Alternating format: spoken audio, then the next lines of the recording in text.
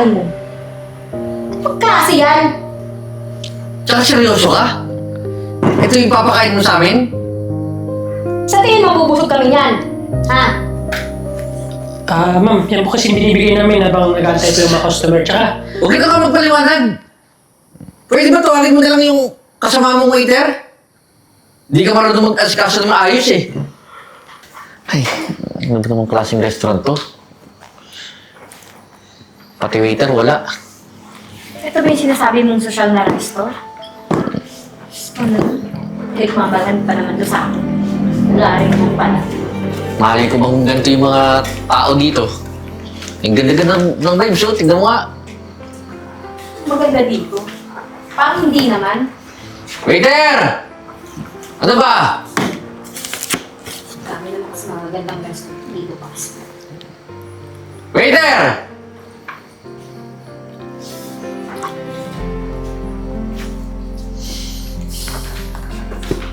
yes po sir. Ba't ang bagay-bagay lang ng service niyo dito? Ma'am. Alam niyo naman po dito, first come first serve po. Tsaka, may mga customer din po na inaasikaso namin. Ano ba itsura niya? Ang aga-aga pa eh. Mukhang pagod na. Pwede ba? Bigay mo na lang sa amin yung bestseller niyo dito. Tsaka lahat ng mamahaling pagkain, bigay niyo sa amin, ha? Saka siguraduhin yung masarap ha. Si Buwang. Tsaka, teka lang. Bigyan mo muna kami ng tubig habang niluluto yung pagkain na yan. Sige po. Pabilisan na. Oo na kami.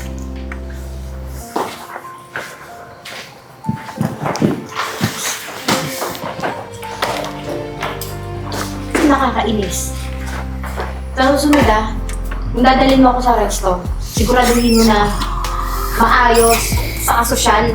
Hindi kitayin na ito. Eh, social naman to, tsaka maayos naman eh. Hindi lang maayos magtrabaho yung mga tauhan dito. Kalma ka nga, yung boss mo nagagalit na naman. Tama na yan. Ito na po sir yung tubig niyo. Ay! Sorry boss. Ano ba? Ma'am, pasensya na po kayo ha. Wait lang po, ulang po kayo ng tissue. Ano Ano ba yun? Ha? Tignan mo, Kalalaki mong tao, papakla-bakla ka dyan! tsaka isa pa. Huwag mo nga dinadala dito yung pagiging barubado mo. Magtrabaho ka na maayos. Eh sir, hindi ko naman po sinasadya yun eh. Hayaan niyo po ma'am, kukuha na lang po ako ng tissue. Anong hindi sinasadya? Eh halatang-halata lang na sinadya mo. Sige na, bilisan mo. Bisa mo nga! Saan punasan mo nga yan? Sige po. Pasensya na po sir ha, ma'am. Tingnan mo nga yan. Mga tao dito, clumsy. Kainis? Eh, ikaw naman kasi. Masyadong mainit yung ulo mo eh. Kainit ang ulo, tingnan mo nga naman. Pupunta siya dito, bibigyan lang yung tubig, tapos hindi dinadapa dito sa akin eh. Kalmahan mo lang kasi, masyadong mainit ulo mo eh. yung damit ko, oh. Pwede ba? Tawagan mo na yung waiter na yun. Kanina pa yun ah. Waiter! Bakit ka? Sir, mag-chips po muna kayo kasi hindi pa po ito yung ulam eh. Pakabagal mo.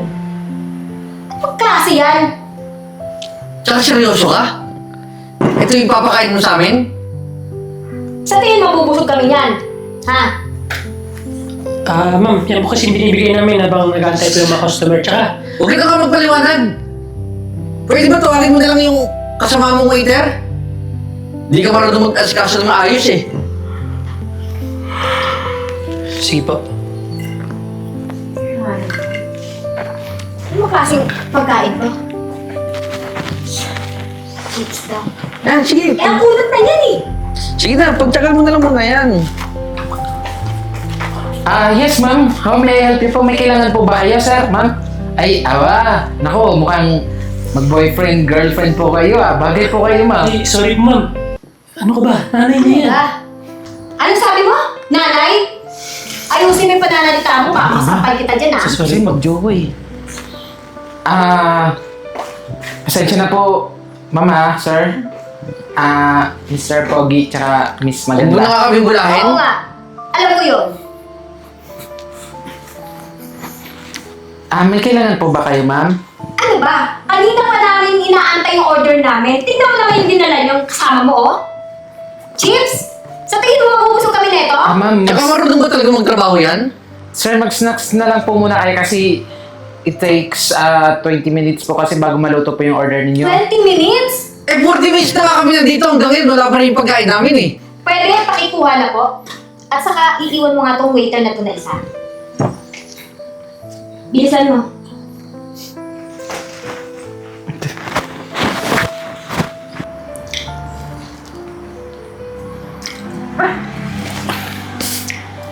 Tingnan mo nga! Hindi na naman dito sa amin ang kunat. Gusto mo tikman, ha? Ha? Gusto mo? Mo? Ma'am.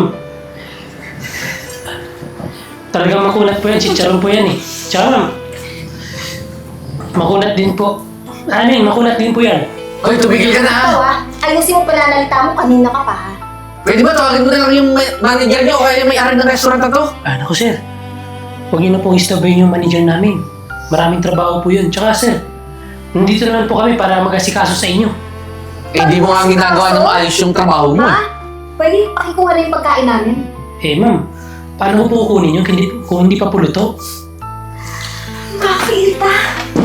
Ma'am, sige, pagtsagaan niyo na po yung chicharon. Tsaka, Pagtsatsagaan! Eh, di ba sinabi ko na sa'yo na makunat nga to? Ha? sige ma'am, magtubig na lang po kayo. Kunin ko na lang po. Tubig? Asan ang tubig dito? Kunin mo ang tubig. Nakakainis na, nakakainis na! Bilisan mo. Sige po. Kanina pa ako na-stress sa'yo, ah. Hindi na mo nga yung ginawa mo, ha? Dinaladala mo ako dito. Puro kamalasan na lang. Alam mo, gutom lang yan eh. Kaya mo, pagdating ng pagkain, mawawala yung init ang ulo mo. Oh, kainin ko.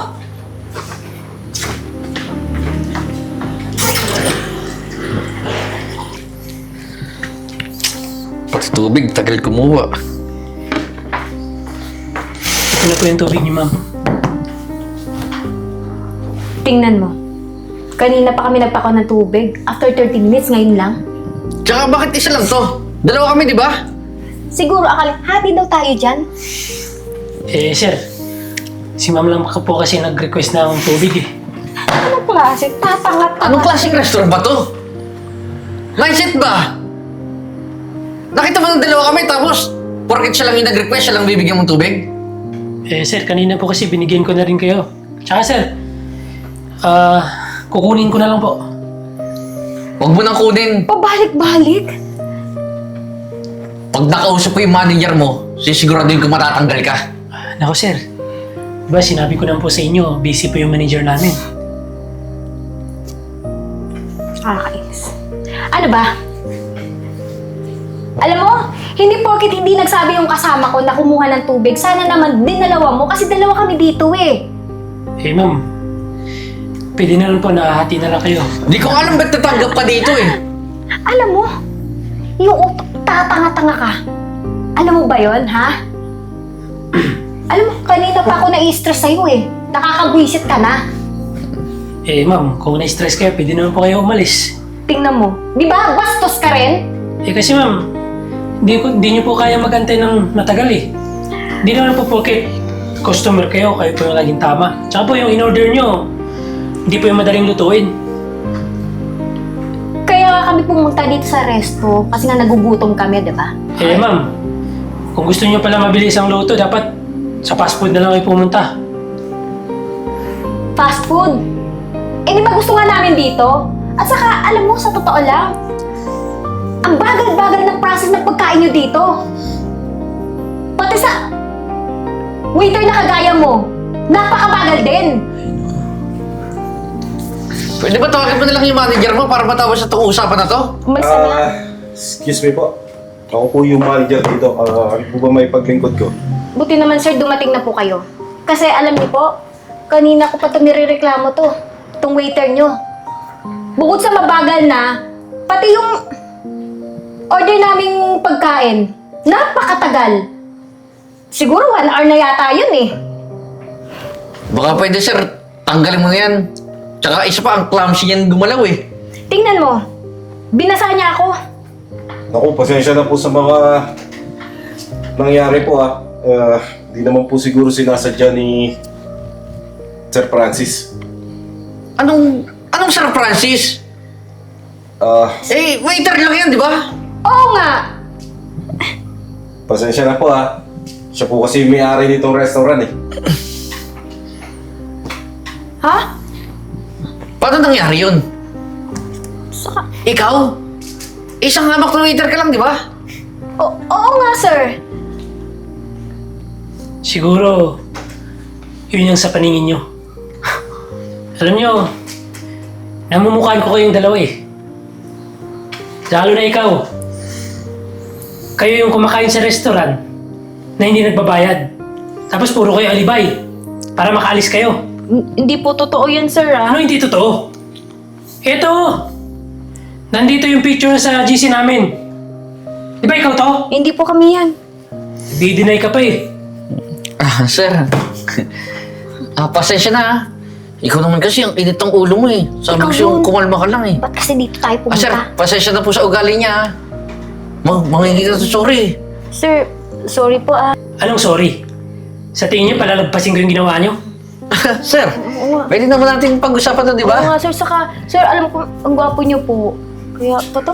Mas maganda siguro sir eh, pa-blatter natin yan sa Sir presinto naman. para Di na yung bumalik dito. Tama ka. Hindi na po mauulit. Dito ba ulit, sir? Talagang hindi na maulit. Dahil ang huling kain nyo sa presinto na. Sir, wag naman. Wala naman kami ginagawang masama sa inyo, ah. Ikaw naman kasi. Huwag na kayong Bakit huwag kayong ako? pasabihin dyan. Nagsisisihan pa kayo eh. Sige na, tumayo ka dyan. Kami kasalanan. Samahan ko lang to ah. Sige po. Hindi na naman tatakbo daw eh. Nandiyan naman, naghihintay na yung 2 kwartya natin eh. Sige na ho, kaysa mapahiya pa kayo dito oh. Daming tao. Ikaw naman kasi. Sir, sorry po talaga. Oo, alalayan mo yung girlfriend mo. Kaya ko po maglakad. Sabi ko sir ah.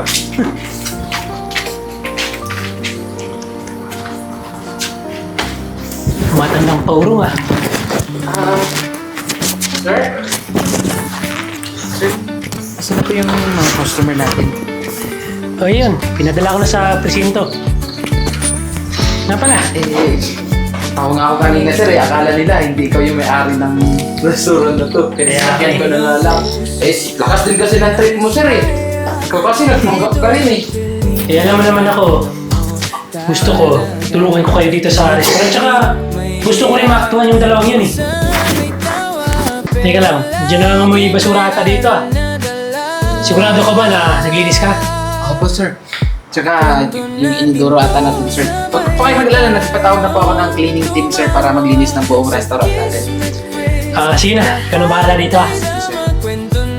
Oh, dadala ko. Sige sir. Laki niyo na po sir, nag-gym po kayo sir.